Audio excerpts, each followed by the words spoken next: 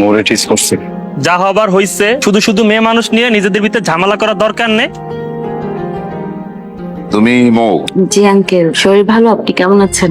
ভালো কি করে থাকি বলো মা। এই যে মাহিনকে ভার্সিটি পাঠাই লেখাপড়া করার জন্য ক্লাসমেটকে মেরে রীতিমতো হসপিটালাইজ করে দিল। আসলে আঙ্কেল, মাহিনের কোনো দোষ নেই। ছেলেগুলো অনেকদিন ধরে আমাকে উত্তপ্ত করছিল। এর জন্য তো বিশ্ববিদ্যালয়ের প্রশাসন আছে। মাহিনকে কেন হাত তুলতে হবে আরেকজনের গায়ে? এখন পুলিশ সামলাচ্ছে কে? জি আঙ্কেল, তা ঠিক। মাহিনের সাথে তোমার কতদিনের পরিচয়? ভার্সিটিতে আসার পর পরিচয় হয়েছে। মাহিন সম্পর্কে তুমি কতটুকু জানো? আই মিন ওর ফ্যামিলি ব্যাকগ্রাউন্ড, ফ্যামিলি বিজনেস এগুলো? না আঙ্কেল, ওরকম তো আসলে কখনো প্রয়োজন মনে করিনি। কিন্তু তুমি কখন আসছো তুমি? আসছে অনেকক্ষণ। বলো না কেন আমাকে? তুই ঘুমাচ্ছিলি। তুমি তো অ্যাটলিস্ট আমাকে জানাতে পারতে, তাই না? না, আমি এসেছিলাম আসলে তোমার খোঁজ নিতে, কি অবস্থা তোমার।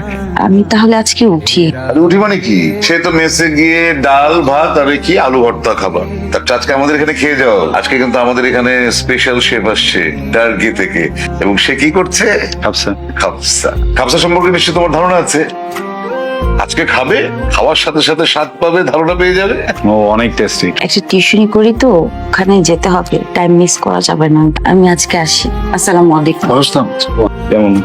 মেয়েটার মধ্যে ব্যাপার আছে, চোখে চোখ রেখে কথা বলে না, চালাক, বুদ্ধিমতী। আই লাভ হার।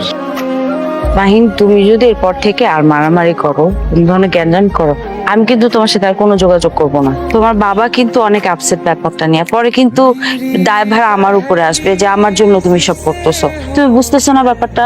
তুমি প্রমিস করো, তুমি আর কখনো কোনো মারামারি জ্ঞানজাম কোন ঝামেলার মধ্যে যাবে না। যদি প্রয়োজন পড়ে। প্রয়োজন পড়লেও না।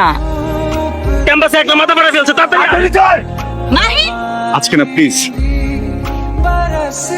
আঙ্কেল, মাহিনের সাথে তো আসলে যোগাযোগ করতে পারছি না। ওর শরীরের কি অবস্থা এখন? মাহিনের শরীরের খোঁজ তোমার আর না নিলেও চলবে মো। তোমাদের মতন মেয়েকে আমি খুব ভালো করে চিনি। ঢাকা শহরে কেন আসো তোমরা? লেখাপড়া করতে? মোটেও না। তোমাদের একটাই টার্গেট থাকে যে ঢাকায় এসে একটা বড় লোকের ছেলেকে যে কোনো ভাবে পটানো, তারপর থাইল্যান্ড, সিঙ্গাপুর, ইউরোপ, আমেরিকা, টাকা টাকা।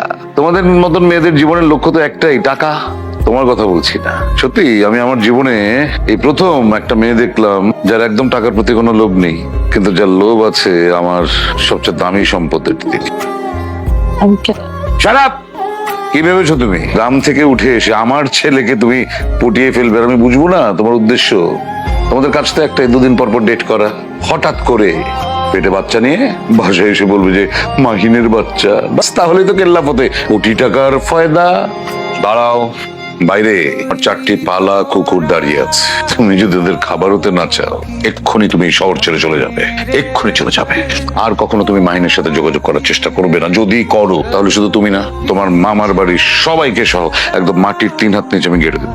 তুমি জানো সেই ক্ষমতা আমার আছে।